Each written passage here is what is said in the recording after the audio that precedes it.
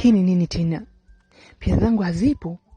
Hapana, hii inawezekanaje? Hakuna mtu mwingine aliyekuwepo pale zaidi ya yule mtoto wa jirani. Yaani mtoto kama yule tayari ameshaanza wizi. Wizi hii, huyu ni nani?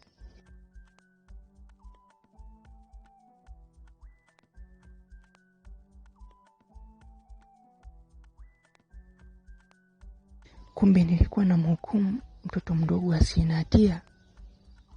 Akili yangu nilifungia wapi sasa? Na je, huyu malaika?